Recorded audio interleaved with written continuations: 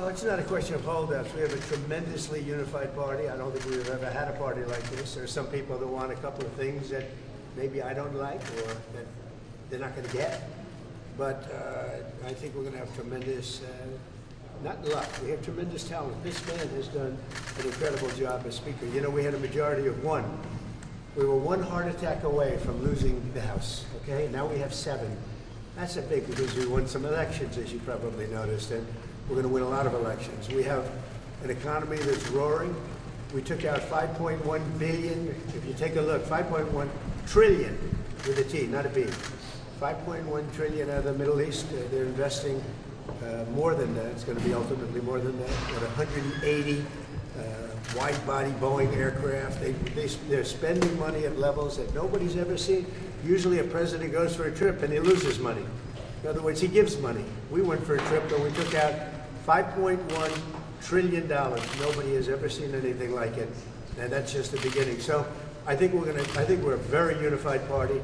The Senate's doing great. John Thune is doing fantastically. He's a great guy, and we're going to have a bill, the one big beautiful bill. I think it's the biggest bill ever passed, and we got to get it done. Tremendous tax cuts for people, tremendous incentives, tremendous regulation cuts, all these regulations that are so horrible. And now you find out what happened, because Biden, look, it's a very sad thing what happened, but we're going to start looking into this whole thing with who signed this legislation. Who signed legislation opening our border? I don't think he knew. I said there's nobody that can want an open border, nobody. And now I find out that it wasn't him. He auto-penned it. Who was operating the auto-pen? This is a very serious thing. We had a president that didn't sign anything. He auto-penned almost everything. He opened the borders of the United States of America. And I kept saying, who would do such a thing? Allowing criminals to pour in from all over the world, not just South America, all over the world. They came in from Africa, they came in from Asia, they came from the Congo. The prisons in the Congo in Africa, these are rough people. The prisons from the Congo are empty. You know where they are? They're in this country. Who would sign this? Nobody would sign it. No sane person would sign it. You know who signed it? Radical left lunatics that were running our country, and the auto-pen signed it. And they didn't want him, and they were disappointed in getting him because they wanted Bernie Sanders. And then after about 2 weeks, they said, wait a minute, this is a gift. He'll do anything. We're going to use the auto-pen. And they used the auto-pen and everything. He didn't approve this stuff because when Joe Biden was with it, he would never have approved it. You take a look, he would have never approved open borders. Go ahead, another one. Are Republicans still grandstanding in your view? Oh yeah, sure. You have a couple that will grandstand, but I think even the grandstanders should. Look, the alternative is a 68% tax increase. And you can blame the Democrats for that and 1 or 2 grandstanders. We only have 1 or 2, but we have tremendous support. But you'll have a 68% tax increase, or you'll get a massive tax decrease. You'll get a tax cut, the likes of which we've never had before. This is bigger than any Ronald Reagan tax cut. It's even bigger than the tax cut that I gave, because as you know, that's being extended and increased. So this is the biggest tax cut in the history of our country. Or you'll get a 68% tax increase. And if that happens, I mean, what Republican could vote for that to happen? Because they wouldn't be a Republican much longer. They would be knocked out so fast. But we're going up to details. This is I'm a cheerleader for this party, and I'm a cheerleader for the country. Much more importantly for the country. But I'm a cheerleader for the party, and we're going to go up, and I think we're going to have a very good discussion. There are 1 or 2 points that some people feel strongly about, but maybe not so strong. On one of those points, do you consider some of the proposals on the table, like copay and provider tax, as a benefit cut? How are you viewing those? Well, we are looking at one thing. We're not doing any cutting of anything meaningful. The only thing we're cutting is waste, fraud, and abuse. With Medicaid, waste, fraud, and abuse. There's tremendous waste, fraud, and abuse. There's incompetent things put in. We have illegal aliens that are multiple killers with multiple murder records getting Medicaid.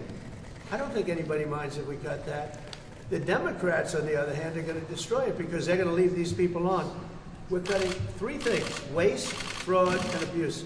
We're not changing Medicaid, and we're not changing Medicare, and we're not changing Social Security, And if I wanted to do those things, I would have done it during my 4 years that we were there. Mr. President, what's your message what's your message to your fellow New Yorker Republicans who are hung up on the SALT issue? Well, SALT is a very interesting thing because the governors of New York and Illinois, you know, the big JB who's going nowhere. Probably right now he could be the worst governor in the country. But Illinois and Gavin Newsom, those are the people that want this. And they're Democrat states. They're all Democrat states. You know, Ronald Reagan tried very hard to get this passed.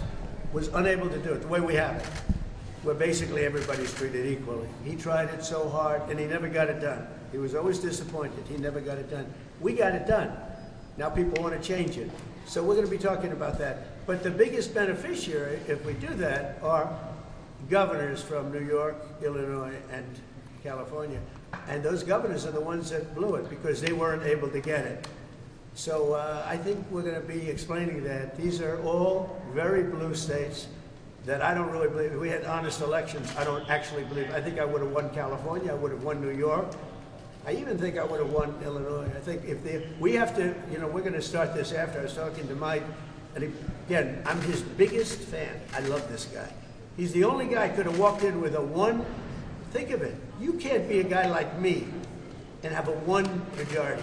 You have to be a guy like him, a nice person. He's very religious. He prays. He's a man of God. And so am I, but he's really to a new level, I will tell you.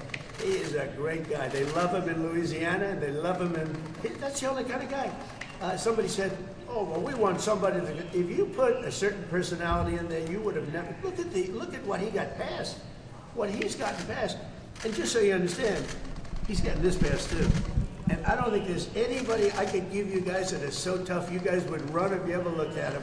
If you ever saw some of these guys, you would not ask him questions you'd be afraid to.